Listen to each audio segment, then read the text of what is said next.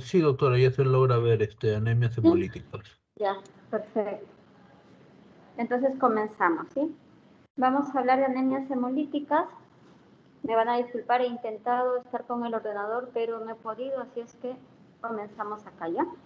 Anemias hemolíticas, lo primero que haremos es, bueno, me presento, soy la doctora Carmen del Villar Alarcón, soy médico hematóloga, ¿no? Trabajo en el Hospital Almenara y ya con ganas, la verdad, de que vengan por acá a hacer sus prácticas, ¿no? Y a conocernos y que vean a los pacientes. Vamos a hablar de anemias hemolíticas el día de hoy y vamos a primero conceptualizarlas. Vamos a ver por qué se llaman así, iremos a ver su clasificación de acuerdo a dónde es que suceden, si dentro o fuera de los vasos sanguíneos, y de cuándo empiezan a aparecer, si es que desde que uno nace y son congénitas o son adquiridas. Entonces, una vez que tengamos esta clasificación, iremos desarrollando tanto las anemias hemolíticas congénitas, que ahí están viendo ustedes, las vamos a desmembrar un poquito y vamos a ver que estas anemias pueden ser por defecto del propio glóbulo rojo, tanto de su membrana, de la hemoglobina que lo contienen o de las enzimas que participan en su producción. Y luego veremos las anemias hemolíticas adquiridas, y estas son más las de los adultos. Especialmente nos vamos a centrar en las inmunes. ¿Ya? Entonces, comenzamos. Anemias hemolíticas, y acá tenemos lo que es el concepto. Voy a bajar un poco esto. Ahí está el concepto. Anemia hemolítica, como su nombre dice, ¿no? Es una baja de hemoglobina, por eso es anemia, por hemólisis. ¿Qué es hemólisis? La ruptura de los glóbulos rojos. Los glóbulos rojos tienen un tiempo de vida media dentro de nuestro torrente sanguíneo, ¿no? Y sabemos que va hacia los 120 días. Entonces, cuando esta hemólisis ocurre antes de ese tiempo, y decimos nosotros antes de los 100 días, es que nosotros decimos hemólisis, o sea, se han roto los glóbulos rojos por algo, ¿no? Antes del tiempo normal de vida media que tienen. ¿Y por qué ocurre la anemia?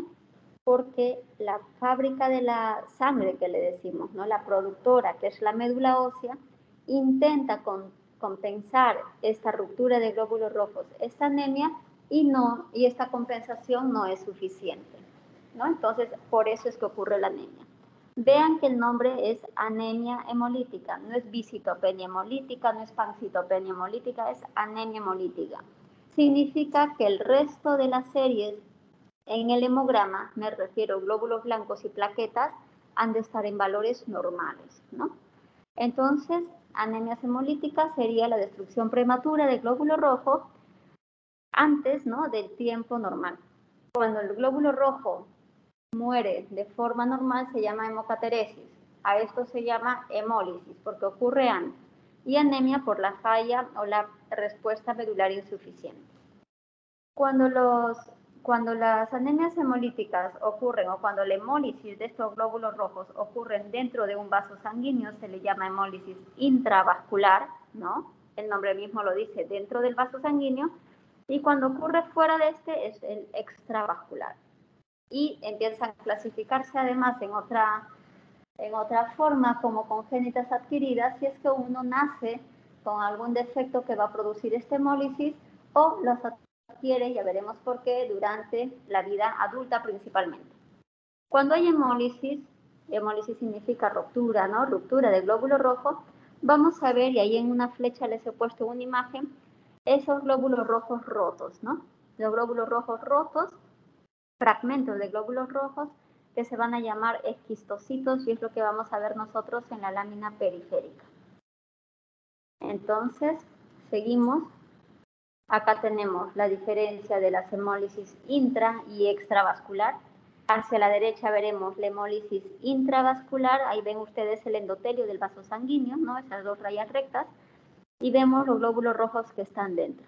Cuando estos se rompen dentro del vaso sanguíneo, lo que nosotros vamos a ver es que se van a ir eliminando varias de estas sustancias dentro del mismo vaso sanguíneo. Por lo tanto, una vez que filtren a través de los riñones, vamos a poder ver nosotros la hemoglobinuria, que lo podemos evidenciar por medio de las tiras reactivas que le hacemos a un examen de orina. esta es la palabrita y este es el examen que quiero que examen. Este es la prueba que se hace para poder nosotros diferenciar una hemólisis intravascular de una extravascular. Entonces, presencia de hemoglobinuria se ve en una hemólisis intravascular. Y esto generalmente, también les aviso, es pregunta de examen, ¿no? Entonces, hemólisis intravascular, presencia de hemoglobinuria. A diferencia de esta hemólisis intravascular, tenemos las hemólisis extravasculares. Y ahí, por ejemplo, ven ustedes un macrófago, ¿no?, que ha fagocitado un glóbulo rojo, lo va a destruir y lo que nosotros vamos a tener, a diferencia de la hemólisis intravascular, es presencia de urobilinógeno y estercobilinógeno en los exámenes que podamos hacer. Entonces, recordar, hemoglobinuria en la hemólisis intravascular, urobilinógeno o estercobilinógeno en la extravascular. En ambos hay elevación de bilirrubina a predominio indirecto, en ambos hay disminución de la aptoglobina. ¿Ya? Entonces, centrémonos un poquito más en lo que lo diferencia. Palabra que pueden recordar más fácilmente, la hemoglobinuria, ¿no? Hemoglobina en la orina. ¿Por qué? Porque está dentro del vaso sanguíneo que va a filtrar ahí y eso es intravascular. Lo otro, extravascular. Entonces, este es un tipo de clasificación, intra y extravascular, y esta es la otra clasificación. Yo les he hecho acá un cuadrito, ¿no?, para poder ubicarnos. Y entonces acá tenemos las anemias hemolíticas de acuerdo al origen, ¿no? Y el origen puede ser congénito o adquirido.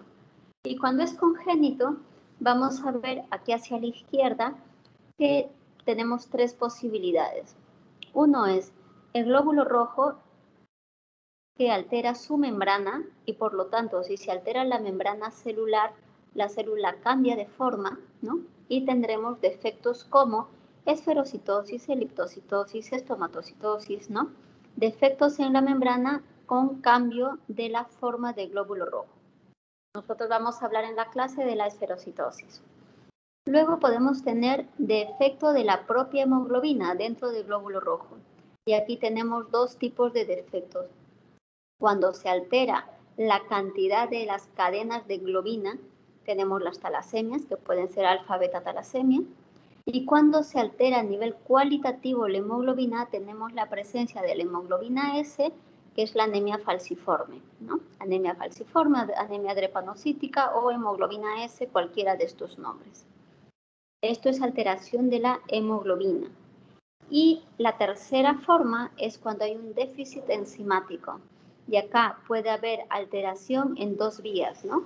La vía de las glucosas o de las pentosas. Y nosotros vamos a hablar de las pentosas con el déficit de la glucosa 6-fosfato deshidrogenasa.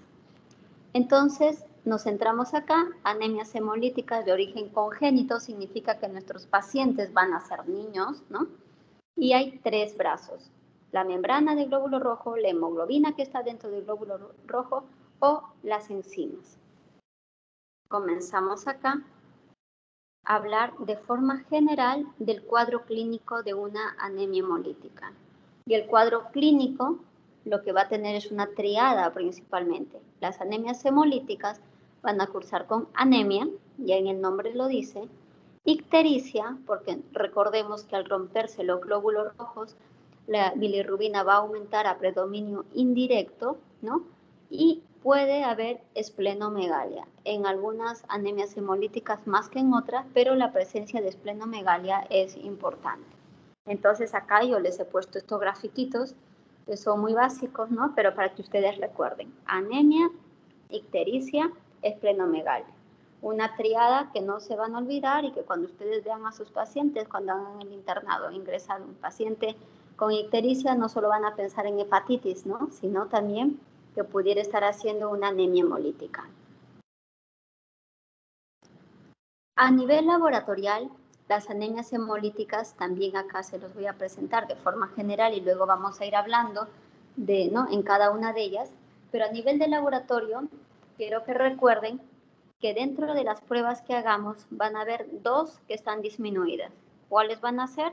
Si estamos hablando de una anemia, vamos a tener la hemoglobina disminuida Y la otra prueba de laboratorio disminuida va a ser la aptoglobina, ¿ya? Entonces, esas dos van a estar para abajo, hemoglobina abajo, aptoglobina abajo, y todas las demás van a estar arriba.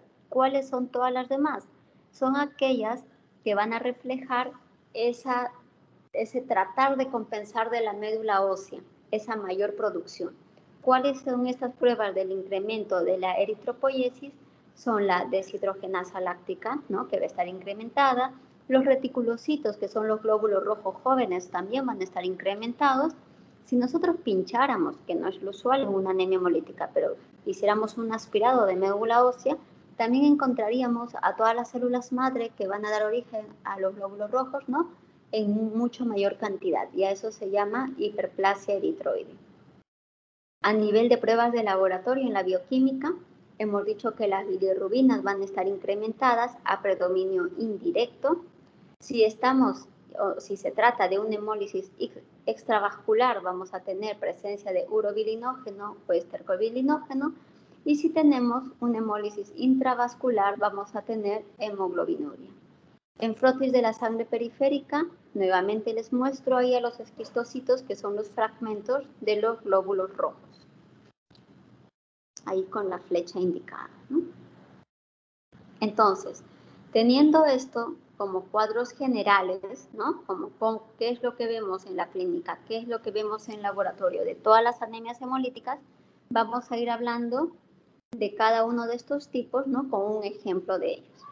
Entonces, anemias hemolíticas congénitas tenemos, lo recordamos nuevamente, ¿no?, para que ya no se nos olvide nunca más: defecto en la membrana de glóbulos rojos, las membranopatías; defecto en las hemoglobinas, que es hemoglobinopatías; y defecto en las enzimas, las enzimopatías. Como ejemplo de membranopatía, de cambio de la forma de glóbulo rojo por alteración en la membrana, vamos a hablar de la esferocitosis, que también se llama enfermedad de Minkowski-Schoffer. Esta esferocitosis es la causa más frecuente de hemólisis crónica hereditaria. ¿Ya? Quiero que pongan especial atención en esto, porque dice hemólisis crónica. Significa que nuestros pacientes con esferocitosis van a hemolizar las 24 horas de cada día, ¿no? 24/7 diríamos nosotros. Entonces, esta es la causa más frecuente de hemólisis crónica hereditaria. Se da, y el nombre ahí se los dice, ¿no?, esferocitosis. Las características es tener los hematíes, los glóbulos rojos esféricos. Son más pequeñitos y bien redonditos. ¿Por qué? Porque ha habido una alteración en su membrana. ¿Qué ha pasado? Hay defecto proteico de las proteínas lanquirina o espectrina, ¿no?, que lo que produce es una pérdida de unión en el esqueleto bicapa lipídica, y esto en la membrana del glóbulo rojo, y produce vesiculaciones. Se pierde esta forma que tenemos del disco bicóncavo, y lo que se logra son glóbulos rojos esféricos, que muy originalmente los hemos llamado esferocitos, ¿no? Estos esferocitos se van a ir transmitiendo por una herencia dominante en la mayoría de los pacientes, 75%, con una herencia recesiva en un 20%, pero vean que hay un 5% que es de novo, es decir, sin ningún antecedente familiar, ¿no? La incidencia es de 1 en 5.000 nacimientos, esto al norte de Europa, un poco más frecuente, 1 en 2.000 nacimientos en el litoral mediterráneo. Nosotros aquí también tenemos, ¿no?, ahora con la globalización tenemos también esferocitosis dentro de las patologías benignas que tenemos en la hematología, ¿no? Y ahí les presento en la lámina hacia la derecha y señalado con flechas a los esferocitos. Los esferocitos son esos glóbulos rojos más pequeñitos, bien redonditos, ¿no?, y más oscuros, si ustedes se dan cuenta. Los otros glóbulos rojos tienen como una especie de palidez central, ¿no?, pero estos esferocitos no, son muy rojitos, aunque más pequeñitos. ¿Qué es lo que causan ellos? Al ser de esta forma, una vez que estos pasen por el hígado, ¿no?, los va a reconocer como extraños. Ustedes saben que el hígado es como el colador de la sangre. Entonces, ahí generalmente los glóbulos rojos adultos, los mayores, pues empiezan ya, ¿no?, a eliminarse. En este caso no, son glóbulos rojos jóvenes, pero que como se han formado así esféricos, el hígado los va a reconocer, el vaso los va a reconocer como distintos, entonces los va a fagocitar. ¿Y qué es lo que va a causar? Un síndrome hemolítico crónico, ¿no? De intensidad variable. Podemos tener unas esferocitosis hereditarias leves con unas hemoglobinas, ¿no? Mayor de 10, que son las anemias leves. Unas esferocitosis hereditarias moderadas, ya tenemos cifras de hemoglobinas entre 8 y 10, o las graves con cifras de hemoglobina menor de 8. El cuadro clínico, ya lo hemos presentado junto con todas las otras, ¿no? Es esta triada: anemia, ictericia, esplenomegalia. Fíjense que a pesar de que nosotros decimos es una hemólisis crónica 24/7, ¿no? La ictericia solamente la van a presentar del 10 al 15% de nuestros pacientes. La anemia, el 50% de ellos, ¿no? Y miren nuestro tercer componente, la esplenomegalia. La esplenomegalia está en la mayoría de los pacientes con esferocitosis. Del 75 al 90% de nuestros pacientes tienen el vaso grande, ¿no? Entonces, en esta triada que tenemos acá de anemia, ictericia, esplenomegalia, es muy característico en la esferocitosis la esplenomegalia, sin dejar de darle importancia a la anemia ictericia, ¿verdad? A nivel de laboratorio, nuevamente vamos a ir repitiendo lo que hemos dicho antes, ¿no? A nivel de laboratorio vamos a tener disminución de la cifra de la hemoglobina, estamos frente a una anemia. En sangre periférica, y ahí señaló con asteriscos, les he dejado a los esferocitos, ven la imagen, ¿verdad? Tenemos disminución de la hemoglobina, disminución de la lactoglobina, aumento de la DHL, aumento de los reticulocitos. Si hiciéramos médula ósea tendríamos una hiperplasia eritroide, ¿no? Y una vez que nosotros vemos estos esferocitos en sangre periférica y empezamos a sospechar de una esferocitosis, lo que hacemos es una prueba que se llama test de fragilidad osmótica. En este test de fragilidad osmótica nos va a poder dar el diagnóstico de una esferocitosis hereditaria. Esta prueba se hace aquí en nuestro país, sí, se hace en nuestro país, ¿no? Entonces, diagnóstico de esferocitosis hereditaria, una vez que nosotros tenemos nuestra clínica de anemia, ictericia, esplenomegalia, vemos nuestras pruebas de laboratorio, vemos la lámina periférica, nos parece que son esferocitos, pedimos el test de fragilidad osmótica y si nos sale positivo nos lo van a dar y nos van a poner positivo compatible a esferocitosis hereditaria. Una vez que tenemos el diagnóstico, nosotros tenemos que saber qué complicaciones podría tener nuestro paciente, ¿no? A las que tenemos que estar muy al pendiente. ¿Y cuáles son esas complicaciones? Pues presencia de barro o litiasis biliar, ¿no? En un 40% de los pacientes. Y vean, estas hemólisis hemos dicho que son hemólisis crónicas, es decir, todas las horas de cada uno de nuestros días, ¿no? Estas hemólisis crónicas pueden agudizarse y esa es una complicación. ¿Con qué es que generalmente se agudizan? Con las infecciones. ¿Qué significa? Si yo tengo un paciente, ¿no? Un niño con una esferocitosis, yo tengo que explicar a la mamá bien que ha de tener su carnet de vacunación, todo muy al día, tiene que estar de la mejor manera protegido para evitar cualquier tipo de infección. Y me refiero inclusive a infecciones virales como influenza, ¿no? Infecciones frecuentes como gastroenteritis por cualquier comida un poco mala, yo que sé. Porque todas estas infecciones lo que hacen es aumentar la hemólisis y entonces es agudizar la anemia. Si nosotros tenemos una hemoglobina de 9, por ejemplo, un paciente con esferocitosis y empieza con fiebre por alguna infección, una faringitis, empieza a hemolizar mucho más y claro, nuestro 9 puede llegar a cifras de 8, 7, ¿no? Con la repercusión clínica del síndrome anémico en nuestros pacientes. Entonces, lo más frecuente es que estas infecciones descompensen nuestra esferocitosis, ¿no? Y tratando esta, nuevamente podemos llegar a nuestras cifras pues basales. ¿Cuál es el tratamiento de una anemia hemolítica por esferocitosis? Si nosotros tenemos cifras muy bajitas de hemoglobina, ¿podemos hacer una transfusión sanguínea? Sí, podemos hacer, ¿no?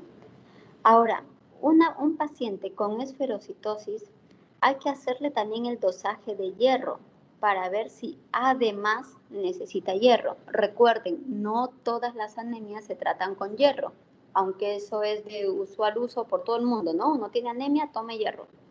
No todas las anemias requieren hierro, solo las que tienen déficit de hierro, que son las anemias ferropénicas, ¿no? El hierro es muy bueno cuando hay anemia por falta de hierro, pero es muy malo si es que nosotros acumulamos hierro sin necesitarlo, ¿ya? ¿Cuál es el insumo que nosotros vamos a necesitar en una anemia por ruptura de los glóbulos rojos, ¿no? Por lisis de los glóbulos rojos? Es el ácido fólico. En toda anemia por hemólisis, lo que tiene que haber es ácido fólico en el tratamiento. Si además tenemos déficit de hierro, se pondrá hierro. Si además hay déficit de vitamina B12, se colocará vitamina B12. Pero lo que no puede faltar es el ácido fólico. Ahora, si mi paciente, además hemos dicho, el 75 al 90% de ellos tiene una esplenomegalia, lo que tengo que ver es que si esa esplenomegalia, ¿qué tan grande es? Porque si ya mi paciente va a hemolizar, ¿no? Este vaso grande va a hacer que esa hemólisis sea mayor y puede agudizar aún más mi anemia. Por lo tanto, hay casos en los que se requiere hacer una esplenectomía, ¿no? Para mantener cifras de hemoglobina que den al paciente una buena calidad de vida, ¿no? Sin estar necesitando transfusiones ni estar padeciendo pues un síndrome anémico constante. Entonces, nuestro tratamiento en las esferocitosis, ácido fólico, si requiere pues una transfusión sanguínea, se la daremos. Vigilar el tamaño del vaso para ver si hay necesidad de sacarlo, ¿no? Y recordar que nos pueden hacer cólicos por las litiasis biliares o barro biliar que tienen. Así como la esferocitosis, hay otras formas de glóbulos rojos, ¿no? Y acá se las presento, los eritrocitos y los estomatocitos, ambos con una herencia autosómica dominante, ¿no? Ya ven que también se cambia la membrana y la forma de ellos empieza a variar, ¿sí? Esto para que conozcan que no solo es la esferocitosis. ¿Alguna pregunta de la esferocitosis? Continúo con las enzimopatías. Entonces, continúo. En la segunda, ¿no? Segundo brazo, diríamos. Ya hemos visto un defecto de membrana, hemos visto cómo cambia la forma del glóbulo rojo y este cambio de forma, en nuestro ejemplo esferocitosis, hace que el vaso lo reconozca como extraño y lo rompe antes de tiempo, ¿no? Entonces, por defecto en la membrana. Ahora vamos a ver qué pasa cuando hay un déficit de alguna enzima. Y en este caso vamos a hablar de la que es muy frecuente y que gusta mucho preguntar también en exámenes, ¿no? Que es el déficit de la glucosa 6-fosfato deshidrogenasa. Y acá les presento a la glucosa 6-fosfato deshidrogenasa. Sería enzimopatía, ¿no? Y esta tiene crisis hemolíticas agudas, diferente con la esferocitosis. Eran crisis hemolíticas crónicas, recuerdan. Esta crisis hemolítica aguda, ¿qué significa? Mi paciente no hemoliza, excepto si es que pasa algo, entre comillas, ¿no? Que produce o que desencadena esta hemólisis. ¿Qué es esto que va a pasar? Ahora lo explicamos. Cuando hay un déficit de esta enzima de la glucosa 6-fosfato deshidrogenasa, se le llama a este déficit enzimático una herencia recesiva ligada al cromosoma X. ¿Qué significa? Cuando una alteración cromosómica está ligada al X, significa que las mujeres somos portadoras, ¿no? Y que generalmente el que lo va a padecer es el hijo varón. Cuando hay y esto lo van a ver en las hemofilias, cuando hay una patología ligada al cromosoma X, la mujer es portadora. ¿Por qué? Porque generalmente está alterado uno de los X y el otro X lo compensa. Por lo tanto, es portadora aunque no tenga la enfermedad. En cambio, si esa mujer tiene descendencia, dependiendo cuál X transmita al hijo varón, si le transmite el X no afecto, el hijo será sano, pero si le transmite el X afectado, el niño tendrá la enfermedad, porque al ser niño tienen cromosomas 46XY y por lo tanto no hay otro X que compense. ¿Se entiende? A diferencia de si tiene una hija mujer, aunque le transmita el gen afectado, ¿no?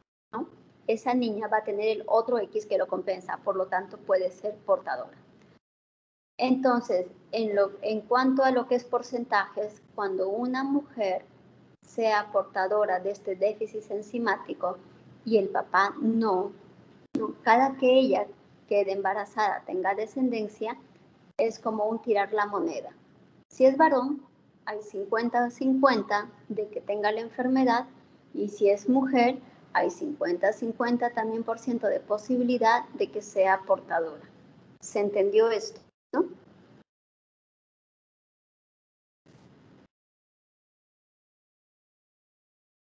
Brian, si nadie contesta, yo pregunto al delegado.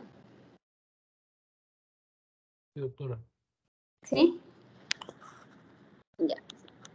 Si hay alguno que no, también lo dice, chicos, por favor, para que después no se les haga difícil estudiar. Entonces, cuando hay este déficit enzimático, nosotros tenemos un ejemplo bien común, que es el favismo. ¿Y qué significa favismo? Ingesta de habas. Antes de pasar a explicar esto, vamos a hablar de la incidencia de esta enfermedad, y es de más de 400 millones de individuos en el mundo, ¿no? Y con mayor predominio en la población negra y la población asiática. Este déficit enzimático, esta enzima, ¿no?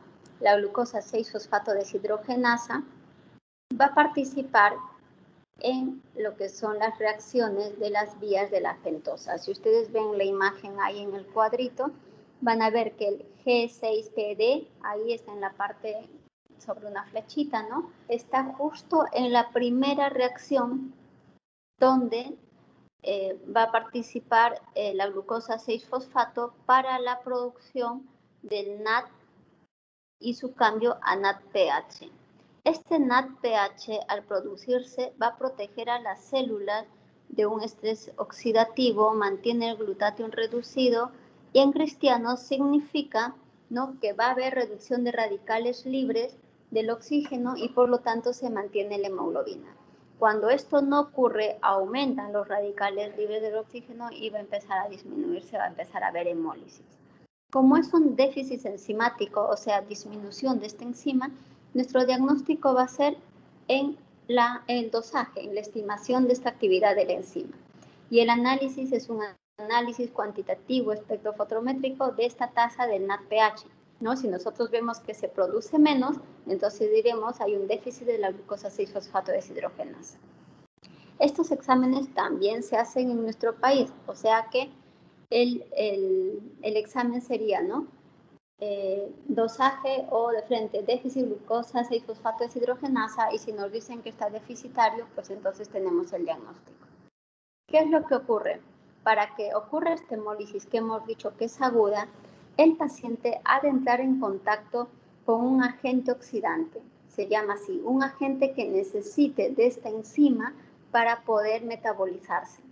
¿Cuáles son estos agentes? El ejemplo más común, el característico, el que gusta preguntarse en examen, es el favismo, ¿no?, el comer las habas.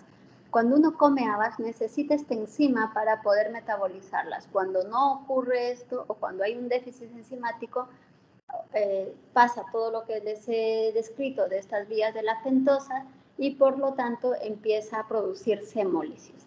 Las habas no son los únicos agentes oxidantes.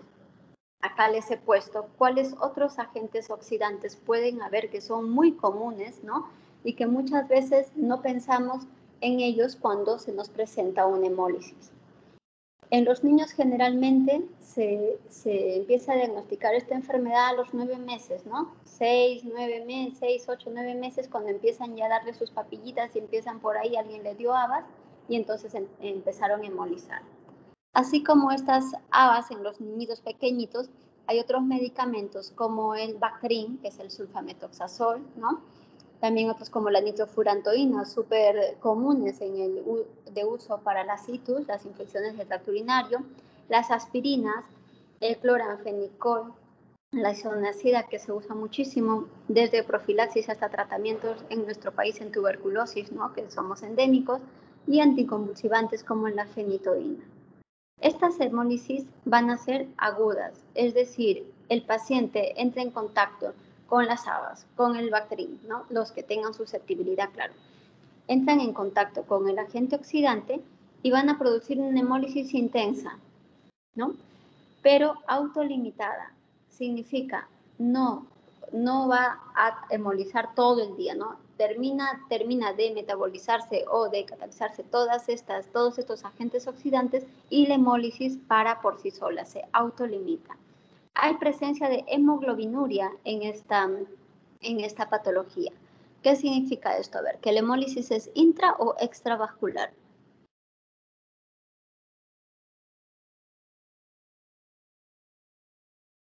Brian.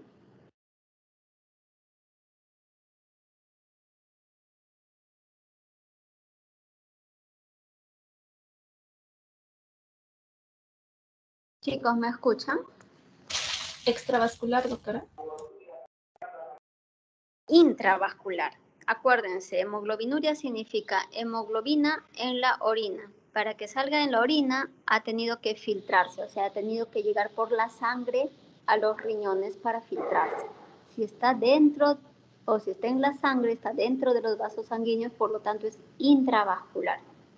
¿Ya? Entonces, esta enzimopatía lo que va a producir es una hemólisis intravascular y la vamos a reconocer por la hemoglobinuria.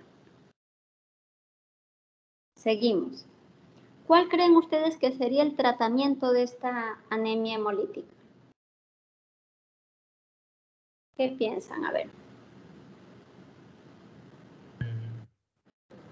Tal vez, si sabemos que da porfabismo, alejar las habas o el consumo de habas. Exacto, si nos dicen ha sido por las habas, ya no habas. Si nos dicen es por el Bactrim, ya no Bactrim, ¿no? Si es por la nitrofurantoína, entonces la idea es que nosotros podamos saber cuál es su agente oxidante para evitarlo. ¿Y cuál es el sustrato que le tengo que dar yo a la médula ósea para que empiece a regenerar, para compensar esa anemia?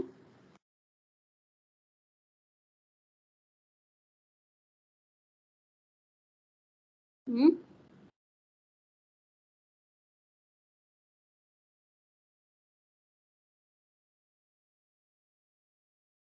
Ahí lo tienes. ¿Ácido fólico? El ácido fólico, ¿no? Si la anemia es muy importante y necesita transfundir, bueno, se transfunde. Pero si no, con el ácido fólico nosotros le estamos dando materia prima a esa médula ósea, generalmente estos son niñitos, ¿no? Y lo van a producir inmediatamente y se va a compensar la hemólisis. Acuérdense que es una hemólisis aguda, ¿no? Es aguda, no es como la esferocitosis. Este es aguda. ¿Se entendió esta de acá?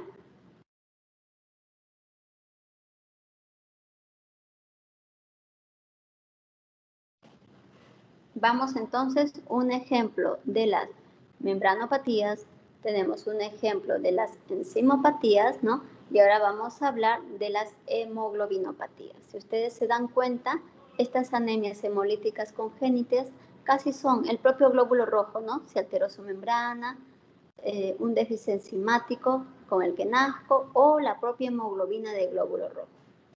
Para yo hablar de estas alteraciones de las hemoglobinas, hemos dicho que vamos a hablar de lo que es cantidad y cualidad. Y ahí vamos a hablar de las talasemias o de las hemoglobinas, de la hemoglobina S. Entonces, hemoglobinopatías, tercer brazo de lo que son anemias hemolíticas y acá talasemias. Antes de presentarles esto, les voy a presentar esta de acá. Es una hemoglobinopatía, o sea, una alteración de la hemoglobina. Por lo tanto, primero les presento la hemoglobina.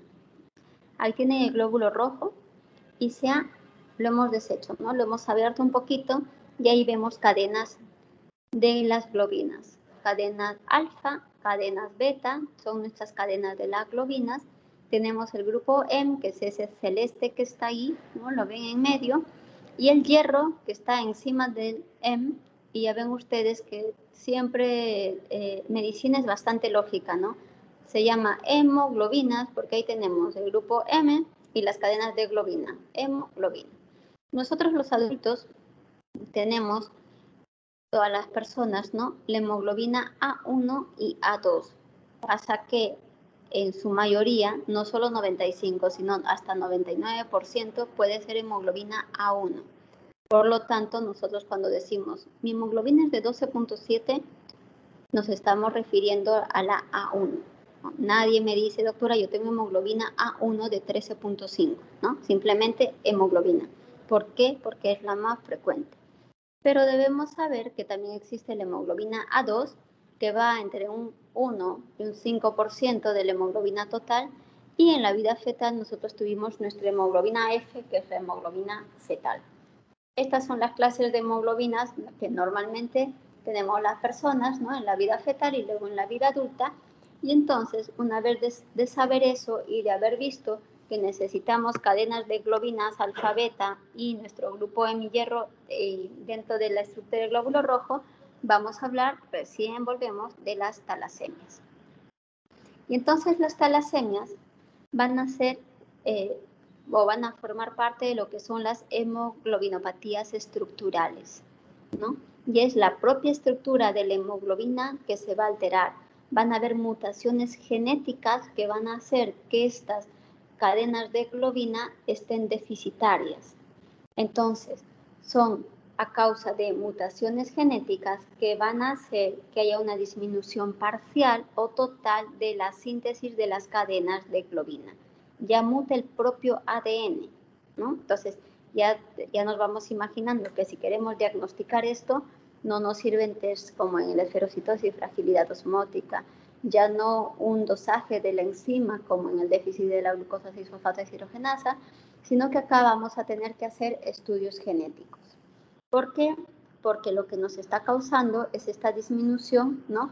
Parcial o total de las cadenas de globina, que si se trata de disminución de las cadenas de globina alfa, se va a llamar alfa-talasemia, y si hay disminución o ausencia de las cadenas de globina beta, se va a llamar beta-talasemia.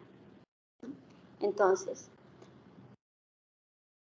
una vez que tenemos esto ya lo vimos, vamos a ver acá cómo es la forma de transmisión y entonces estamos frente a una herencia autosómica recesiva. Quiero que vean la primera imagen a la izquierda, ¿no? Donde, y ahí ven a ustedes ahí en la descendencia una imagen lila, que es el paciente con talasemia y vamos a ver cómo llegamos a eso. Cuando nosotros decimos herencia autosómica recesiva, cuando un gen es recesivo, necesito que se junten dos de estos genes recesivos para que hagan la enfermedad. Cuando solo está uno, simplemente somos portadores, ¿no? A diferencia del dominante, cuando hay un gen dominante, da igual si está uno, si es homocigoto o heterocigoto, igual va a producir la enfermedad. Pero cuando son recesivos, ¿no? Entonces, han de estar los dos genes para que recién se produzca la enfermedad. Entonces, en la imagen, ahí tenemos, cuando tenemos al sujeto sano, tendríamos la imagen totalmente en negro. Cuando tenemos a los sujetos portadores, tenemos la imagen en negro y en rojo. Significa rojo con el gen alterado y negro con el gen no alterado. Primera imagen a la izquierda tenemos a los dos padres portadores, ¿no? Están ambos en rojo con negro. Cuando yo hago todas las combinaciones en lo que son las descendencias, yo voy a tener las imágenes negro con negro, rojo con negro, rojo con negro y al final rojo con rojo. Ese rojo con rojo, la unión de estos dos genes recesivos, van a producir en mi paciente la enfermedad. Entonces, diríamos que un 25% en la descendencia de dos pacientes portadores pueden tener la enfermedad. En cambio, si yo tengo un paciente portador, y ahí lo tienen en la imagen de la derecha, ¿no? El varón que está ahí de negro y rojo, y el otro padre sano, ahí tenemos a la imagen de la mujer, todo en negro significa sano. Entonces, cuando yo tenga la descendencia y haga las combinaciones, voy a tener esas imágenes que tenemos ahí en la parte inferior, ¿no? Negro con negro, negro con negro, negro con rojo, rojo con negro. Esos dos últimos descendientes, al tener el gen mutado, ¿no? Van a ser portadores, pero no van a ser la enfermedad. A eso se llama herencia autosómica recesiva. Necesito dos padres portadores para que cuando los dos genes alterados se junten, el paciente haga la enfermedad. Si tengo un padre portador y el otro sano, no vamos a tener pacientes con la enfermedad. Sí portadores, pero no con la enfermedad. ¿Se entiende? Brian. Sí, doctora. Listo. Entonces, a esta anemia se le llama anemia del Mediterráneo, ¿ya? Porque la distribución era principalmente en esa región geográfica. Pero ahora, con la globalización, ya la distribución es mundial y más o menos en el niño tenemos alrededor de 300,000 niños que van a nacer con este síndrome talasémico. Síndrome talasémico se le dice, ¿no? Porque son portadores, ¿ya? En el diagnóstico, el frotis de sangre periférica nos va a orientar porque vamos a tener microcitosis y esta es la característica. Recuerden ustedes que los glóbulos rojos deben medir entre 80 y 100, ¿no? Y estos pues miden 64, 65, 61, ¿no? Son valores bien bajitos con hierro normal, ¿no? Es lo primero que tenemos que hacer en descartar. Como son alteraciones a nivel de las cadenas de las globinas y en la propia estructura, ¿no? Del DNA de nuestros glóbulos rojos, los estudios han de ser genéticos. Nosotros tenemos estudios genéticos aquí en nuestro país para talasemia, no tenemos. Nosotros lo que hacemos es una electroforesis de hemoglobina, donde por aumento de la hemoglobina A2 nos sugieren la presencia de un síndrome talasémico, es decir, nos dicen, no, paciente es portador de talasemia. Pero hasta ahí llegamos, no tenemos más estudios genéticos, ¿no? Para poder llegar a un diagnóstico definitivo. Muchas veces nuestros pacientes tienen familiares a los que les han hecho estudios genéticos fuera en otros países y entonces con esos antecedentes, ¿no? Vienen con misma clínica, hacemos nuestra electroforesis de hemoglobina, vemos aumento de la hemoglobina A2 y podemos más o menos concluir por antecedente, ¿no? Que también es un portador de talasemia. Entonces, ¿cuál es el cuadro clínico de estos pacientes? Dependiendo en la alfa o beta talasemia, sí se van a alterar dependiendo de la cantidad de genes alterados. En la alfa talasemia, por lo tanto, está implicado el cromosoma 16 y en la beta talasemia está implicado el cromosoma 11. Y dependiendo de las mutaciones en estos cromosomas es que va a nacer la clínica. Por ejemplo, en la alfa talasemia. Si solamente hay déficit de una cadena alfa de la globina, el paciente va a estar asintomático prácticamente. Si hay dos cadenas, ¿no? alteradas, el paciente va a tener una anemia leve. Si hay tres cadenas deficitarias, ¿no? La anemia va a ser moderada o severa, y a eso se le llama hemoglobina H. Y si las cuatro cadenas están ausentes, no va a ser compatible con la vida, se le va a llamar hemoglobina de Barth. Esto es en las alfa talasemias, ¿no? Con alteraciones a nivel del cromosoma 16. En las beta talasemias se van a ver cuántos genes están mutados en el cromosoma 11. Y entonces, si hay un solo gen mutado, se le va a llamar beta talasemia menor. Y si los dos genes son mutados, y estas son las imágenes que les mostré, ¿no? Se le llama beta talasemia mayor o anemia de Cooley. La primera es una anemia leve, ¿no? O de leve a moderada, pero compatible bien con la vida. En cambio, la anemia de Cooley son anemias severas, ¿no? Entonces, alfa talasemia, cromosoma 16, y empiezan a contar cadenas de globinas, ¿no? Para ver la sintomatología, y las beta talasemias vemos los genes, los cromosomas, cuántos están alterados, si uno o los dos, para ver si es una beta-talasemia menor o mayor.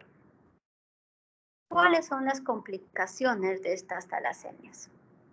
Estos niños, dependiendo del grado de hemoglobina que tengan, van a recibir muchas transfusiones sanguíneas y por lo tanto va a haber sobrecarga de hierro.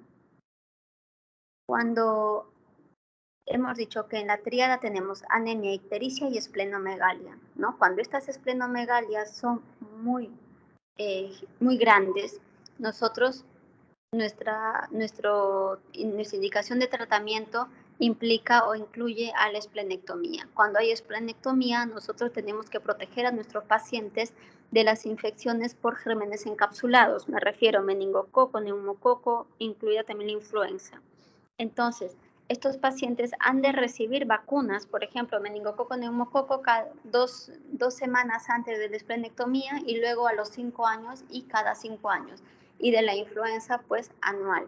Hay que ir protegiéndolos porque se nos pueden complicar con infecciones. Cuando estos niñitos nacen, tienen alteración en lo que son los huesos. ¿Por qué? Al haber anemia, la médula ósea está como hiperestimulada y empieza a producir mucho. Como los huesos no son de personas adultas, sino de niñitos, ¿no? Empiezan especialmente a crecer a nivel de cráneo. Acuérdense que tenemos las fontanelas y que todo esto puede ir aumentando en volumen, ¿no? Son como que más blandos, por decir así. Entonces empieza a deformarse nuestra estructura ósea. Y ahí les pongo una imagen a la derecha superior donde tenemos una radiografía, donde parece que nuestro cráneo tuviera un casco encima y en realidad es el aumento en el volumen, ¿no? En el grosor de la médula ósea a ese nivel. Recuerden que la médula ósea está dentro de todos los huesos del cuerpo, ¿no? Acá incluido cráneo, por supuesto. Y entonces se ve esta imagen como de un casquete, ¿no? Entonces los niños pueden tener estas deformidades a nivel de cráneo y en los huesos largos estos pueden ser más delgados, quebradizos, que puedan llevar a fracturas. Luego, la esplenomegalia, que hemos dicho que muchas veces nos lleva a realizar una esplenectomía, por lo grande que es, empeora la anemia, ¿no? Porque los glóbulos rojos pasan por ahí y se empiezan a romper y cuanto más espacio tengan para romperse, pues la anemia es mayor. Por estas deformidades óseas, estos niños tienen disminución de la talla de crecimiento y además hay otros problemas asociados, dentro de ellos principalmente los cardíacos, ¿no? Donde estas pacientes presentan en forma concomitante arritmias, algunas veces en formas graves, insuficiencias cardíacas también. El tratamiento en estas talasemias, nosotros vemos si son mutaciones genéticas, lo único que nos tocaría sería así definitivo un trasplante de progenitores hematopoyéticos, ¿no? Un trasplante halogénico de médula ósea.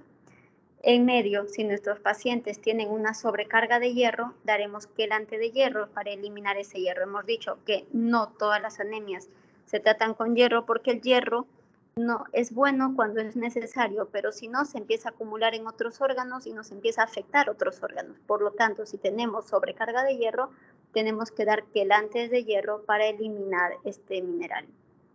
Si el paciente tiene mucha anemia, las transfusiones están indicadas, sí, pero vigilando el nivel de hierro. Si hay una esplenomegalia grande, la esplenectomía también está indicada y no olvidar nuestro sustrato en la médula ósea, que es el ácido fólico. Acá les he puesto una imagen de una lámina periférica con microcitosis.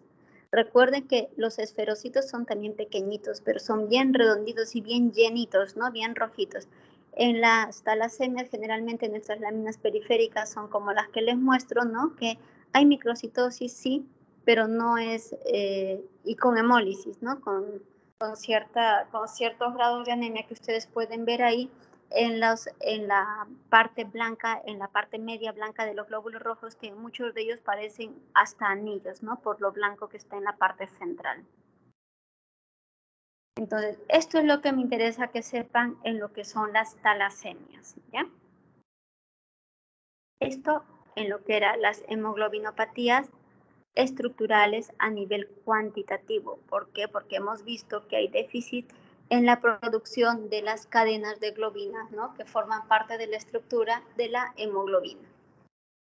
Luego tenemos otra hemoglobinopatía y esta es la que produce la anemia falciforme o anemia drepanocítica por la hemoglobina S.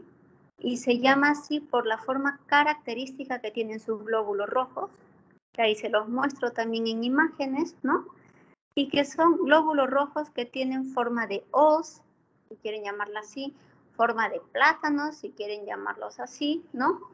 Y se da por una herencia autosómica recesiva. Ya hemos hablado hace un rato de lo que es autosómico recesivo, y ahí nuevamente les pongo la imagen, pero en esta los padres son portadores, ¿no?, de la alteración de las células falciformes y a ellos se les llama pacientes con rasgo de células falciformes. Es decir, que dentro de los cromosomas tienen un gen de la hemoglobina A normal y el otro gen con la hemoglobina S, que es la falciforme. Entonces, ustedes ven ahí la imagen, que tenemos los dos cromosomas, ¿no? Uno normal y el otro con la hemoglobina S falciforme. En la descendencia también vemos todos los tipos de combinaciones. Azul con azul, azul con rojo, rojo con rojo. Si nosotros tenemos esa doble expresión, ¿no?, los dos genes con esta alteración de la hemoglobina S, es decir, en imágenes, nuestra descendencia, rojo a nivel de cromosomas, recién tendremos la enfermedad como tal. Si tenemos un gen normal y el otro afecto, van a ser portadores, que en este caso se llama pacientes con rasgo de células falciformes, y si no tienen el gen mutado, van a ser pues personas sanas, ¿no?, sin ninguna alteración.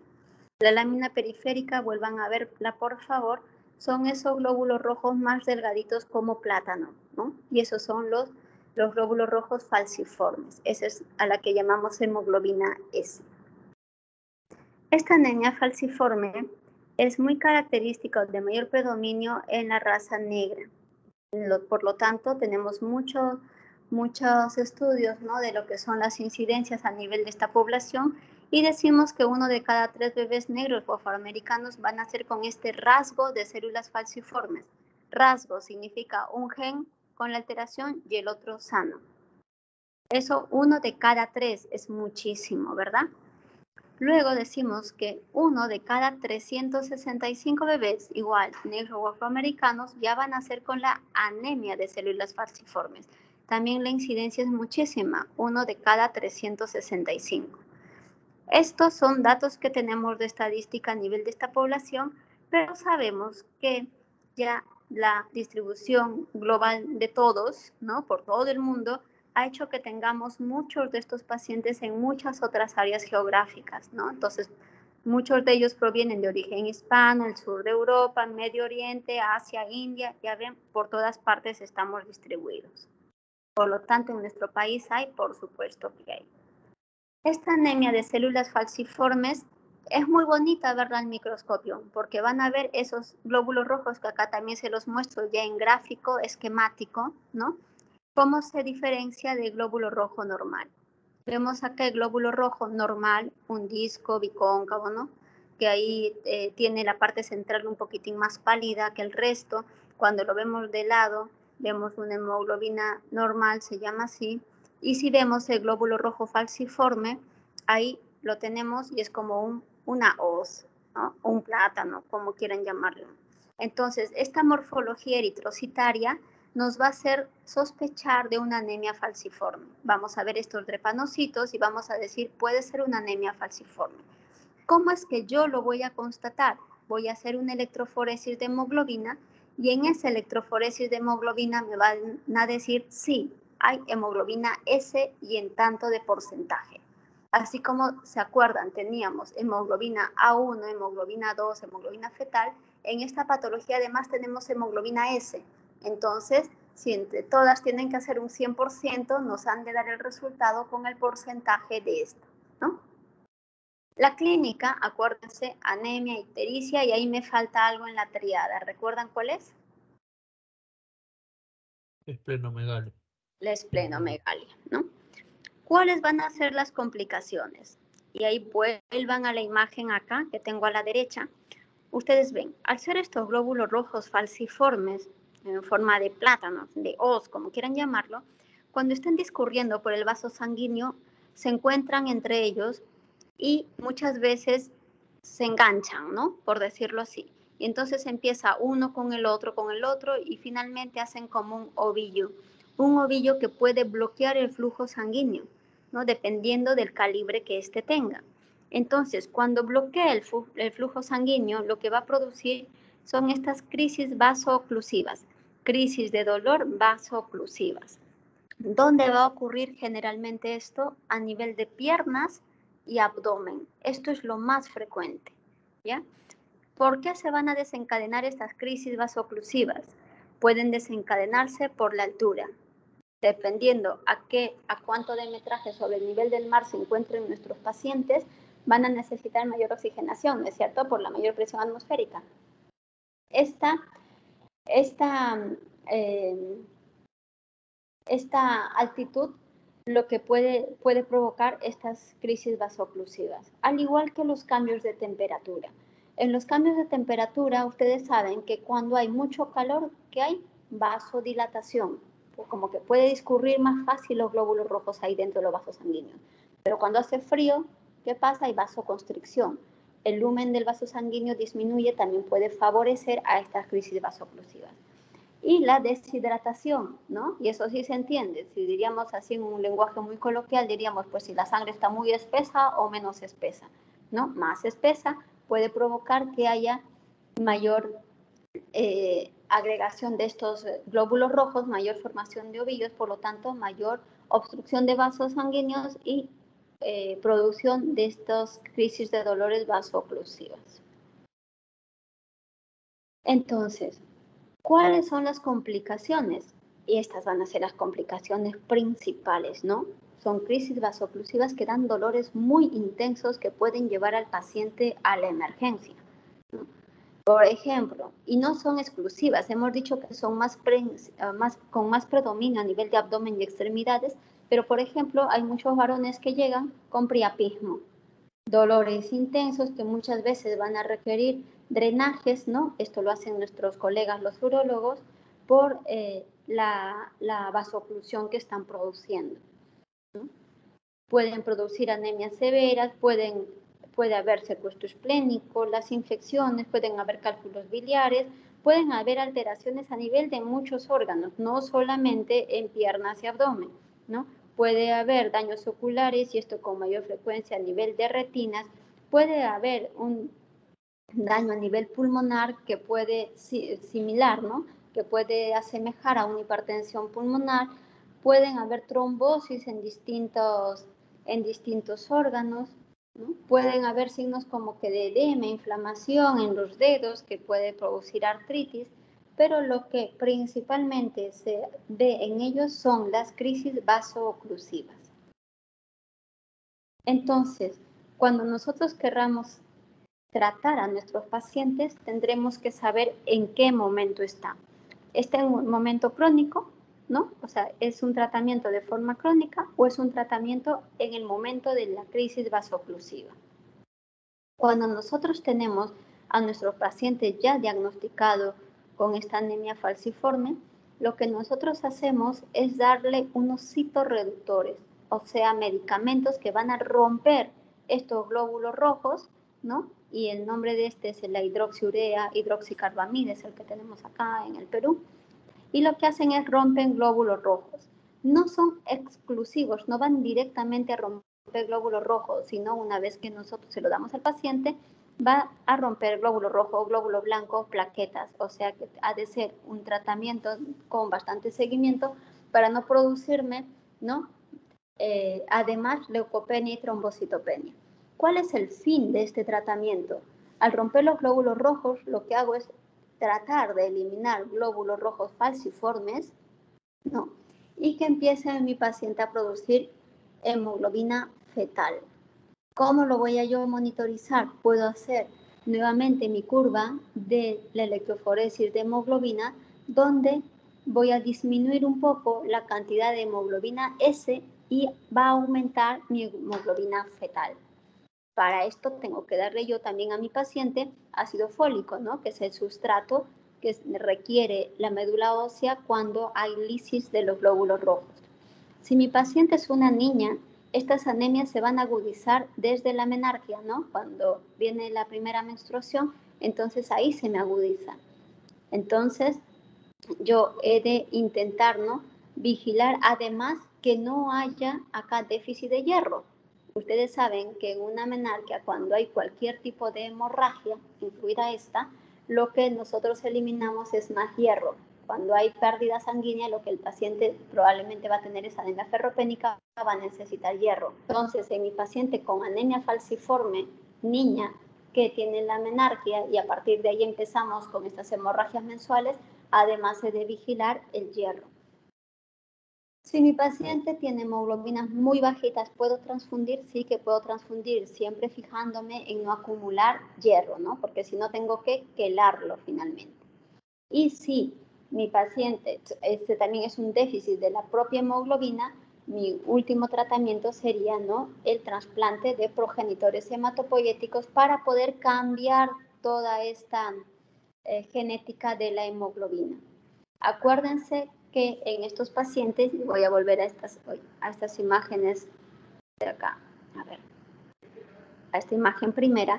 Recuerden que si yo tengo a un paciente acá en la descendencia, el de la anemia de células falciformes, es muy probable que sus hermanos sean portadores, que tengan el rasgo falciforme. Por lo tanto, es difícil encontrarle un donante dentro de la misma familia, ¿no? Porque ven, papás no pueden ser, niños con rasgo falciforme no pueden ser, tendría que tener un hermano completamente sano, ¿no? Y eso muchas veces no es tan fácil, no es muy posible. Por lo tanto, nosotros generalmente vamos viendo, ¿no?, el tratamiento con hidroxurea, del ácido fólico, y podemos hacer búsqueda de donante no emparentado. Esto es la forma crónica de tratar la anemia por células falciformes. Y cuando nos encontramos en una crisis de dolor, lo primero que yo tengo que tratar es el dolor, ¿no? Manejo del dolor. Puede recibir AINES, puede recibir un paracetamol, un tramadol o lo que haga falta. Muchas veces tenemos que hacer interconsultas a terapia del dolor porque es demasiado intenso, ¿no?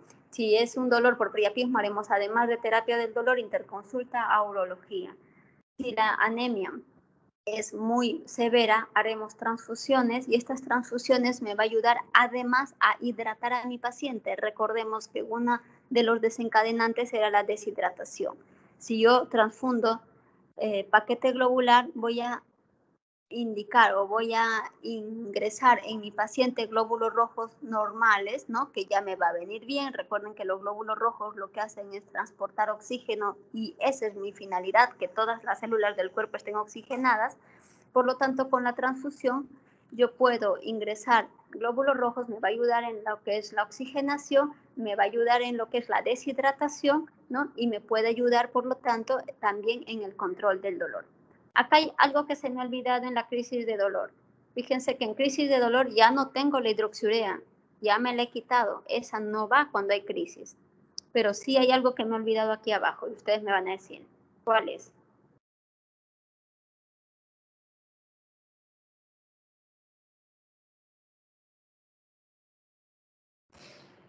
Toda anemia hemolítica que necesitaba, hemos dicho.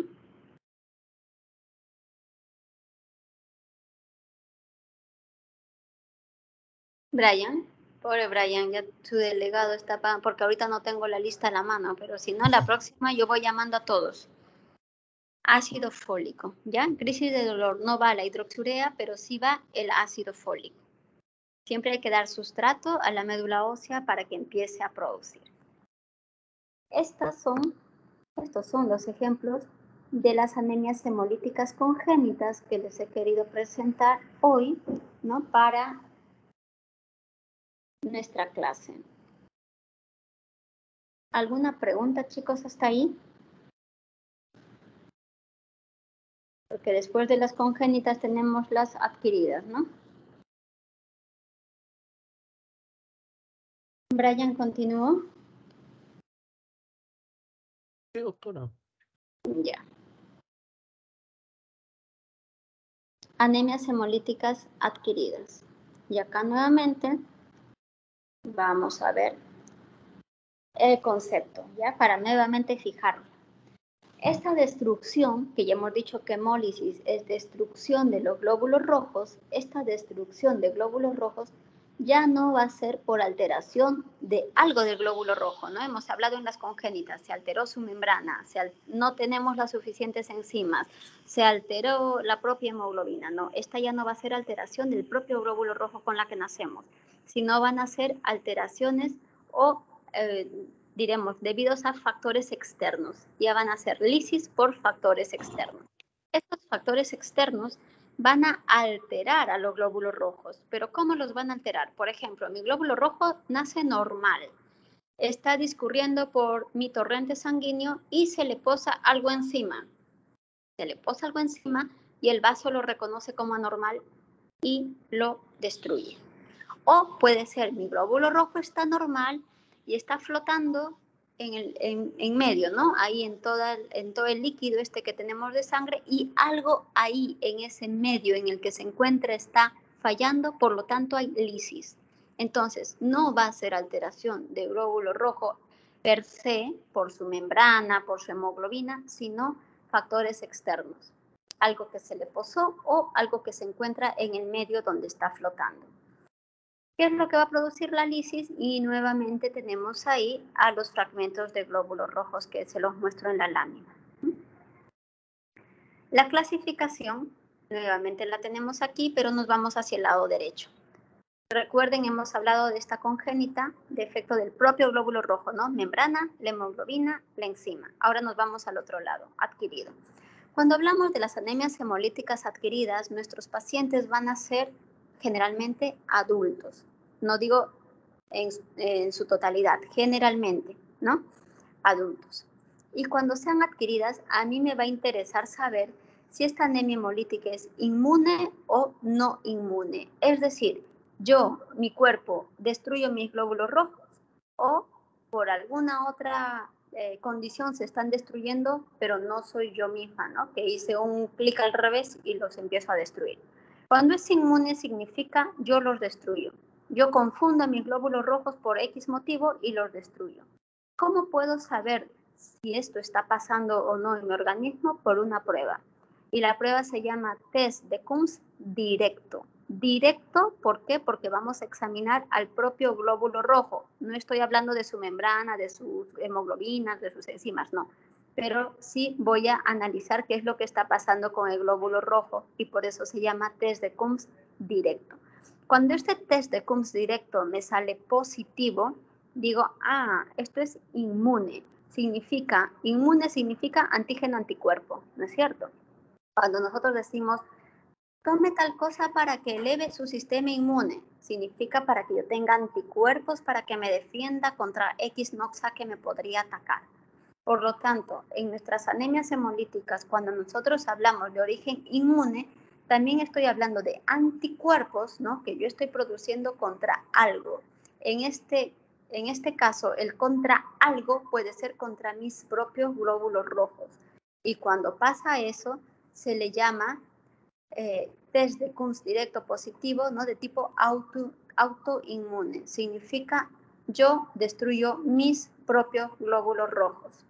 Y cuando yo destruyo mis propios glóbulos rojos es porque yo estoy creando anticuerpos contra ellos. Y estos anticuerpos pueden ser fríos o calientes, y así se llaman. Y es por la temperatura a la que actúan. Si actúan a temperaturas muy bajitas son los anticuerpos fríos o las temperaturas normales, ¿no? Normal del cuerpo, me refiero a 37 grados, son los anticuerpos calientes. Entonces, anemia hemolítica de tipo inmune requiere que tenga este test de Coombs directo positivo y si es contra mis propias células, en este caso contra mis propios glóbulos rojos, se llama autoinmune y si es contra glóbulos rojos ajenos, se le llama aloinmune. Doctora, ¿cómo glóbulos rojos ajenos? Pues si te transfunden y reaccionas ante glóbulos rojos transfundidos, son glóbulos rojos ajenos y en ese caso se llama aloinmune. Luego, cuando las anemias hemolíticas adquiridas tienen el test de Coombs directo negativo, se les llama no inmunes y se debe esta destrucción de glóbulos rojos a otras causas. ¿Cuáles causas? Por ejemplo, una prótesis valvular, ya eso le llama causa mecánica. En una prótesis valvular nos han cambiado, imaginemos, la válvula aórtica del corazón y la válvula se abre, se cierra todo el tiempo y cada que pasan los glóbulos rojos por ahí los va golpeando y los va destruyendo. Es una hemólisis puramente mecánica. También pueden haber hemólisis debidas a infecciones o agentes físico-químicos. ¿Qué nos interesa saber ahora más que cualquier otra cosa? Son las anemias hemolíticas adquiridas de tipo inmune. Las otras las mencionamos. Las mecánicas debidas a las microangiopatías, como la púrpura trombocitopénica trombótica, el síndrome hemolítico urémico, son clases aparte, ¿ya? Pero están dentro de las anemias hemolíticas no inmunes, es decir, su test de Coombs directo es negativo. Entonces, hemos hablado tanto del test de Coombs directo que me va a decir esto es inmune o no inmune. Ahora vamos a ver qué es el test de Coombs directo. Y acá hacia la imagen a la izquierda, ustedes ven glóbulos rojos que tienen posado en su membrana, no es parte de la membrana, se le ha adherido ahí unos antígenos que lo ven ustedes como en forma de Y o como unas S, unas C, ¿no? Y se adhieren ahí a la membrana, algo que se les ha posado encima.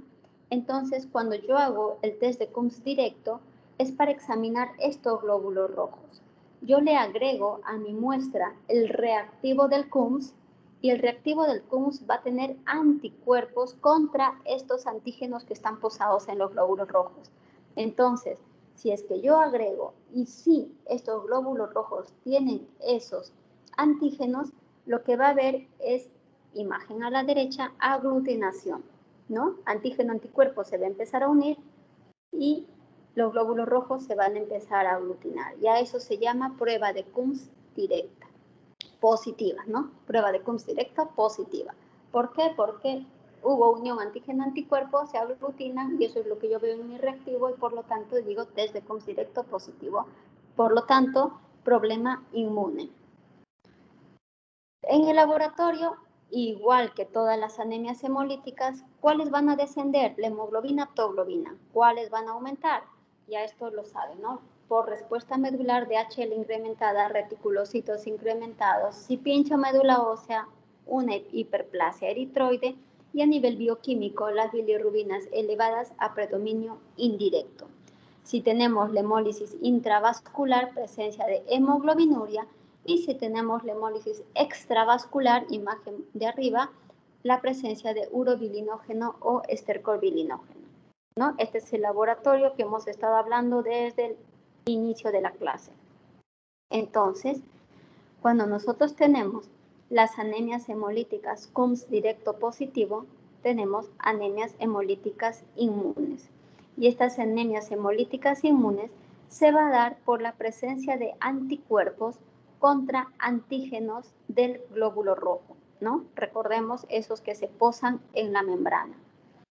La prueba hemos dicho desde Coombs directo positivo, que también se llama prueba de antiglobulina directa, es el otro nombre, y presencia de anticuerpos antígenos que se van a llamar autoinmunes. Cuando yo tenga anticuerpos, ahí se los he puesto con azul, yo produzco anticuerpos contra antígenos, está en rojo, del eritrocito propio, o sea, de mi propio glóbulo rojo.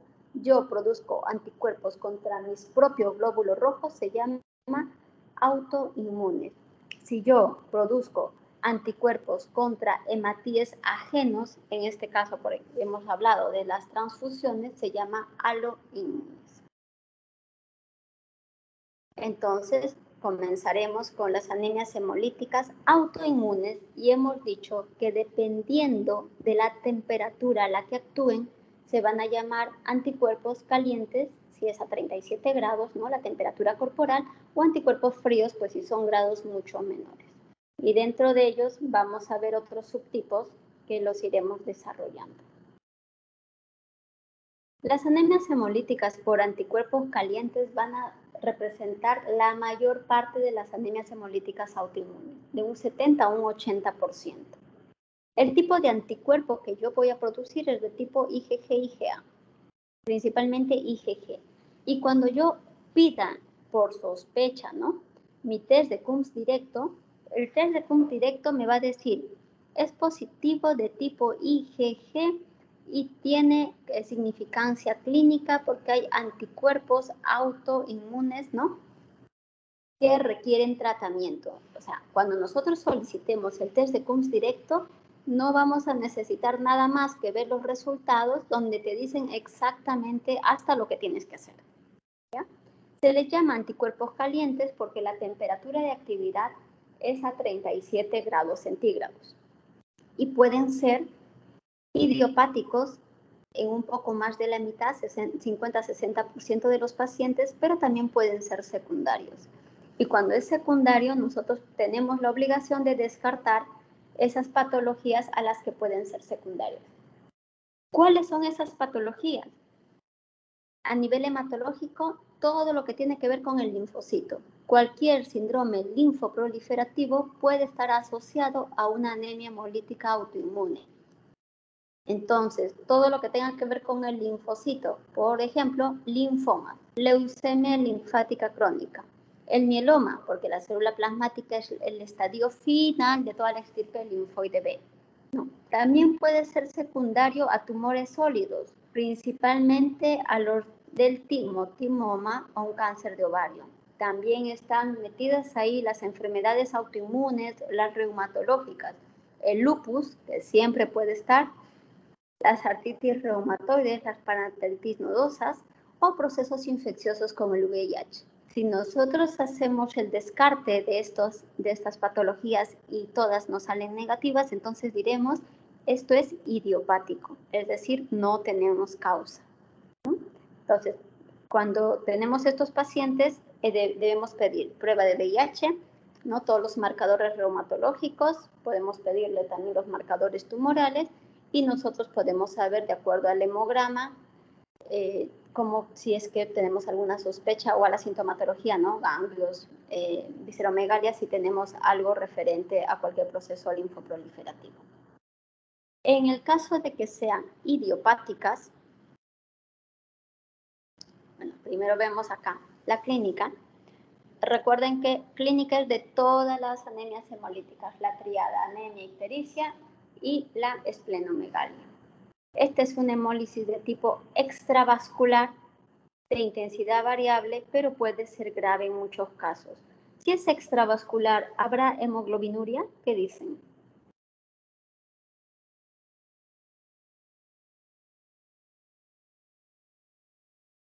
No, Sí, doctora, tendría que ser intra. claro, si es extra, no tiene que haber hemoglobinuria, ¿no? Y cuando ocurre esta anemia hemolítica autoinmune con otro proceso inmune, que es la trombopenia primaria inmune, PTI, cuando coexisten los dos se llama síndrome de Evans, ¿ya? Esto para que lo sepan porque también van a tener clase de PTI. Cuando coexisten estas dos, síndrome de Evans. La clínica, entonces repetimos, anemia, ictericia con o sin esplenomegalia. Entonces, cuando esta anemia hemolítica por anticuerpos calientes, ¿no?, es idiopática, lo que nosotros tenemos que usar es algo que apague este fuego que causan los complejos antígeno-anticuerpo. ¿Qué es eso que me va a bajar esta producción de tanto complejo antígeno-anticuerpo, de esta reacción inmune? Los corticoides, ¿no?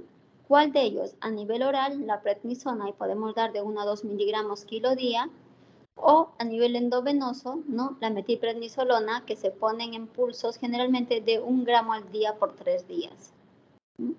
Si es que resulta y empiezan a subir las cifras de hemoglobina, acá me falta algo, ¿no? ¿Qué le tengo que dar a la médula ósea para que produzca? Chicos.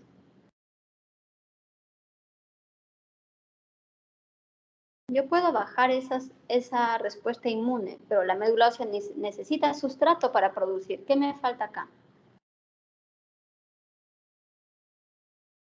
Fólico. El ácido fólico, ¿no es cierto? Entonces, a la par que le estoy dando la prednisona para bajar esa respuesta inmune, le tengo que dar ácido fólico para que la médula responda y produzca. ¿no? Si no, puedo decir, nada, no responde, y claro, ¿de dónde va a sacar la médula? Sustrato. Entonces, se le dan los corticoides, por ejemplo, la prednisona, unas 3 semanas. Si yo veo que mis cifras de hemoglobinas empiezan a subir, empiezan a estabilizar, empiezo a descender la cifra de corticoides hasta poder suspenderla. Cuando son los pulsos endovenosos, en este caso la metilprednisolona, se dan 3 días y se ve respuesta. Y se puede repetir otro pulso, sí, ¿no? Pero ya no hay necesidad de estar dando vía oral después de los pulsos. Si es que no me responde a este tratamiento, se puede hacer una esplenectomía o dar inmunosupresores. Antes, de segunda línea era la esplenectomía, pero se ha visto que no es que todos los pacientes, ni siquiera la mayoría de los pacientes respondan a esplenectomía. Por lo tanto, a veces hay que sopesar, ¿no? ¿Lo pongo en riesgo de luego estar en infecciones por encapsulados? Sí, ¿no? Y de acuerdo a eso podemos ver de darle mejor inmunosupresores. Inmunosupresores, por ejemplo, ciclosporinas, micofenolatos, ¿no? En muchos casos, cuando ya no se puede, se usa rituximab también como un agente inmunosupresor, ¿no? Entonces, ahora se prefiere primero inmunosupresores y si no, esplenectomía o, dependiendo del centro donde te encuentres, lo que tengas más a la mano. Esto es cuando es idiopática, cuando hemos hecho todos los descartes de otras enfermedades y no hemos encontrado nada. Pero si la anemia es secundaria a una enfermedad, tenemos que tratar esta enfermedad de fondo porque si no, no se va a ir nuestra anemia hemolítica. Se debe transfundir a estos pacientes con anemias hemolíticas autoinmunes. Recuerden que en la inmunidad estamos diciendo que estamos rompiendo glóbulos rojos, ¿no? Entonces, hay lisis porque lo estamos destruyendo. Nosotros estamos destruyendo glóbulos rojos. Entonces, en estos casos, es importante que transfundamos solo si es necesario, solo si hay anemia grave, solo si mi paciente está hemodinámicamente inestable. Si no, no. Porque se da la casualidad de que nosotros tenemos paciente con 7 de hemoglobina, transfundimos y termina en 5. En vez de aumentar, disminuye la cifra de hemoglobina. ¿Por qué? Porque es como si le echaras un poco de gasolina al fuego, incentivas más producción de anticuerpos, empiezan a romper más glóbulos rojos y la anemia agudiza. ¿No? Y cuando se pide el paquete globular, hay que poner, ¿no? Paciente con diagnóstico anemia hemolítica autoinmune y se solicita la unidad menos incompatible. Ya sabemos que va a ser incompatible, pues la menos incompatible. Esta es la mayoría de las anemias, ¿no? Anticuerpos calientes de 70 a 80%, si se llaman calientes, porque actúa a temperatura de 37 grados. A diferencia de estos, que son las anemias hemolíticas autoinmunes por anticuerpos fríos, que va a ser... ¿Me están viendo? Ya no me ven. ¿Ven? Sí, doctora, aún se ve todavía. Sí, ya. Las anemias hemolíticas por anticuerpos fríos, que es como van a actuar a temperatura bien bajita, se les llama crioaglutininas y corresponde al 20 a 30% de los pacientes. Y aquí cuando nosotros pidamos nuestro CUMS directo, nos van a decir es positivo a complemento. Y también te van a poner, son autoanticuerpos de significancia clínica, ¿no? Y se les llama anticuerpos fríos porque su temperatura de actividad está entre los 0 y los 4 grados y también la etiología puede ser idiopática o secundaria. Generalmente secundaria a infecciones como el Mycoplasma pneumoniae, como la mononucleosis, como la sífilis, pero también puede estar asociado a unos cuadros de síndromes linfoproliferativos, que son los linfomas, ¿no? Si ya no tenemos ninguno de estos cuadros a los que pueda ser secundario, decimos es idiopático y estas anemias hemolíticas por anticuerpos fríos, a diferencia de las calientes, no responden muy bien, que digamos, a los corticoides. Tienen una clínica un poco diferente porque son pacientes que van a hemolizar con temperaturas bajitas. Hemos dicho de 0 a 4 grados, es decir, no se pueden ir, ¿no?, de vacaciones en invierno a Europa, por ejemplo, porque van a empezar a presentar esto que vemos en la imagen, acrocianosis, ¿no? Yo tengo una paciente con una anemia hemolítica aquí en Lima que en tiempo de pandemia alquilaron por mejor una casa de playa para estar un poco aislados, ¿no? La señora dijo, bueno, el agua de mar siempre es buena. Ahora se metió al mar y cuando salió todo el mundo quedó espantado porque tenía la piel malmoria, ¿no? Empezaba a hemolizar y esta señora tenía una anemia hemolítica por anticuerpos fríos. Esta señora estaba en tratamiento toda su vida con hierro, ¿no? Hasta que, bueno, la pudimos ver, pudimos hacer el test de Kunz directo y nos pudieron decir son crioaglutininas y entonces lo que le dijimos a la señora es evitar exposición al frío. En esta, la hemólisis es intravascular, por lo tanto, ahí les he puesto la imagen de la tira, ¿no? Donde nosotros hacemos una reacción en la orina y vemos la presencia de hemoglobinuria, o sea, intravascular. Y a diferencia también de las anemias hemolíticas por anticuerpos calientes, estas que son por anticuerpos fríos no responden muy bien a los corticoides, ¿ya? Lo mejor es evitar exposición al frío, porque cuando estén en frío van a hemolizar, ¿no? Entonces, mejor es eso, y si ya no se puede, tenemos anemias demasiado graves, podemos dar rituximab, que es un anti-CD20, que es el que se está usando actualmente. También podemos usar otros inmunosupresores, micofenolato, ciclosporina, vincristina, o algún anticuerpo monoclonal que es el eculizumab, que aquí en el Perú no lo tenemos. Por lo tanto, la primera recomendación a nuestros pacientes va a ser, por favor, evitar exposición al frío. Hay pacientes que ni siquiera pueden pasar por el lado de congelados en los supermercados porque ya notan esta crocianosis, ya notan, ¿no?, que está ocurriendo pues algo en ellos, en realidad hemólisis.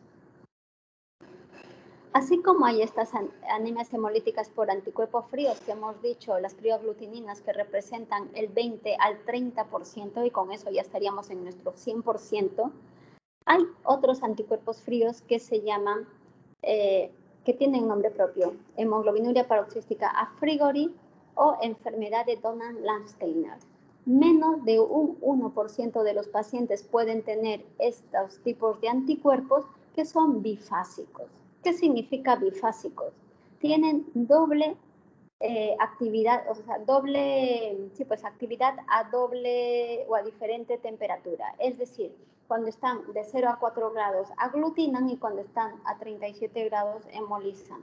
Entonces, cuando tienen este tipo de anticuerpos bifásicos, se les llama así, cuando tienen este tipo de anticuerpos bifásicos, entonces reciben este nombre en especial y ya se imaginarán que es por el que la descubrió. Puede ser idiopática, pero también generalmente más asociada a virus, ¿no? Mononucleosis infecciosa o sífilis. La clínica es una hemólisis intravascular brusca, transitoria, generalmente es leve y también en ellos es evitar exposición al frío principalmente. Y si tenemos estas etiologías infecciosas, pues el tratamiento de la infección. Esas son las anemias hemolíticas autoinmunes, ¿no? Yo estoy destruyendo mis propios glóbulos rojos. Ahora también tenemos las anemias hemolíticas aloinmunes, que es contra glóbulos rojos ajenos, y este primer ejemplo es el más fácil, ¿no? Reacción posttransfusional. Me colocan sangre que no es compatible conmigo, por lo tanto mi cuerpo lo reconoce como extraño y lo destruye. Y aquí es una hemólisis intravascular, por lo tanto tengo hemoglobinuria y tiene características como dolores lumbares, disnea, opresión torácica, puede ser muy grave, puede matar al paciente. Esto generalmente no se da porque nuestros bancos de sangre tienen todo un equipo que trabaja en lo que es la seguridad transfusional y que ven todos estos tipos de reacciones, ¿no?, para evitarlas, son reacciones transfusionales. El otro ejemplo es la enfermedad hemolítica del recién nacido y esto se da cuando la mamá tiene un grupo sanguíneo RH negativo y el bebé positivo. Recuerden ustedes que cuando, si ponemos de ejemplo el COVID, cuando nosotros nos infectamos con COVID, decimos, ¿tienes IgM o IgG? Tengo IgM, recién estás con la enfermedad activa. Tengo IgG, ya pasaste la enfermedad, ¿no? Igual es en la enfermedad hemolítica del recién nacido. Cuando hay una primera gestación donde la mamá tiene el RH diferente al bebé, ahí tienen la imagen, mamá RH negativo, bebé RH positivo, Los primeros anticuerpos que va a producir la mamá son de tipo IgM. Son grandes estos anticuerpos y no pasan la barrera placentaria. Por lo tanto, ese primer bebé no va a tener ningún problema, va a nacer normal. Pero a partir de la segunda gestación, esta mamá ya va a empezar a producir IgG. Por lo tanto, estos IgG que son chiquititos ya pasan la barrera placentaria. Entonces, ahí es donde se va a poder dar o se dará la enfermedad hemolítica del recién nacido. Y para esto hay profilaxis, ¿no? Se les pone unas vacunas, se llaman los anti-D, en diferentes etapas de la gestación para poder evitar esto, ¿no? Entonces, la enfermedad hemolítica del recién nacido recién ocurre a partir de la segunda exposición. Luego hay anemias hemolíticas aloinmunes también por medicamentos súper comunes como las nitrofurantoínas, ¿no? Las dapsonas, salicilatos, sulfonamidas, sulfasalacinas, fenazopiridinas, por ponerles unos ejemplos. Y siempre hay que pensar y sospecharlas, ¿no? Así también hay sustancias tóxicas que, aunque no sean medicamentos, pueden dar hemólisis aloinmune. Los nitratos, nitritos, anilina, naftalenos, azul de metilenos. Estos generalmente hay que pensarlos siempre, ¿no? Cuando uno sabe que existen, los piensa y los puedes buscar, y si no, se te pueden pasar. Esas serán las anemias hemolíticas aloinmunes. Auto y aloinmunes significan test de Coombs directo positivo.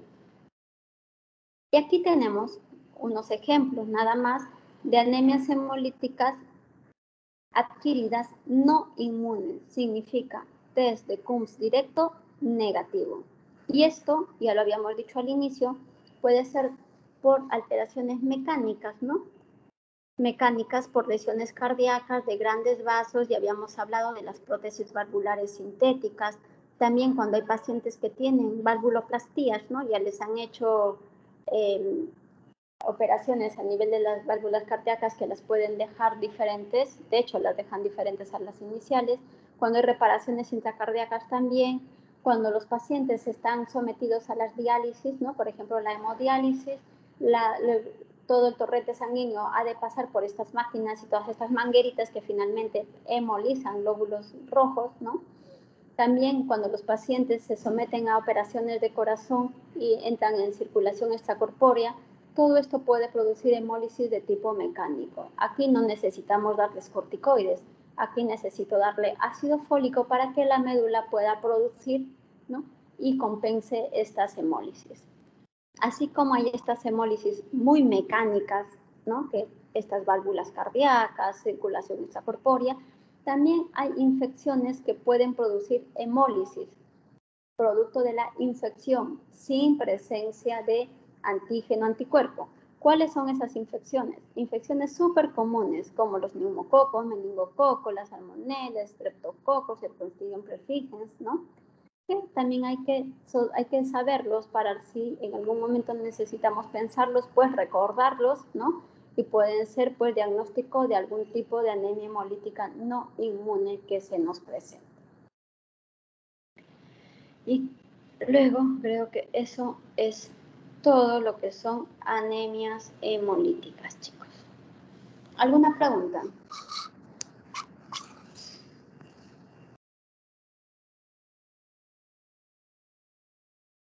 ¿Alguna pregunta?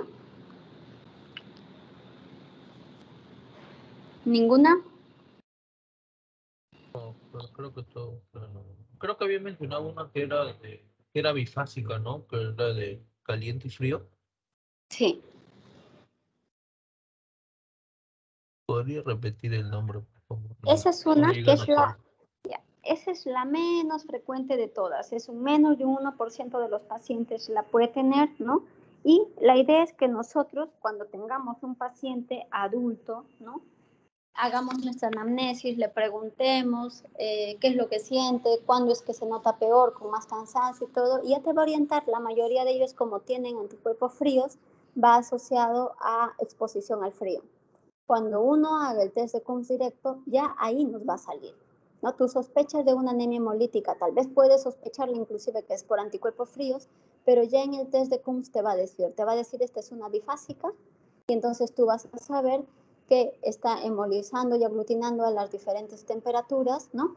Y que tenemos que dar pues el tratamiento. El tratamiento principalmente va a ser evitar las exposiciones al frío. Estos casi no responden bien a los corticoides y aglutinan más que hemolizan, o sea, son más no están consideradas dentro de las anemias hemolíticas de anticuerpos calientes, sino las de anticuerpos fríos, y encima se les llama las a frigori, ¿no? La idea es sospecharla para poder solicitar nuestro test de Coombs y a partir de ahí sinceramente, es esperar el resultado porque todo va a estar ahí. Entonces, paciente mayor, o sea, paciente adulto, sí o sí en una anemia hemolítica, es decir, paciente con clínica de anemia ictericia esplenomegalia, o puede que no tenga ni esplenomegalia, con parámetros de laboratorio, con aptoglobina para abajo, bilirrubina elevada, predominio indirecto, DHL elevada, reticulocitos elevados, sospechamos de hemólisis y pedimos el test de Coombs directo para poder saber si es de tipo inmune o no. Y ahí es donde nos dirán, ya en la respuesta al test de Coombs, nos dirán, es anticuerpos calientes, es anticuerpos fríos, ¿no? Y nos irán describiendo todo para nosotros poder tener el diagnóstico certero.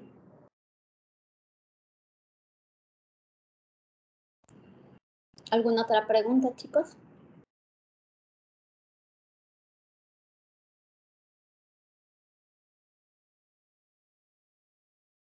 ¿Ninguna? A ver, díganme, las clases, ¿mañana en la tarde pueden? ¿A las 6 de la tarde?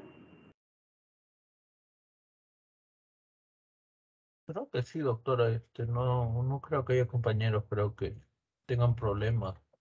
Ya, hazme un favor, te pones en contacto hoy con los chicos del grupo, ¿sí? Y me confirmas. Y si está todo ok, mañana a las 6 de la tarde dictamos la segunda clase, que es la de anemia plástica. Empezaremos con un caso clínico de anemias hemolíticas, ¿sí?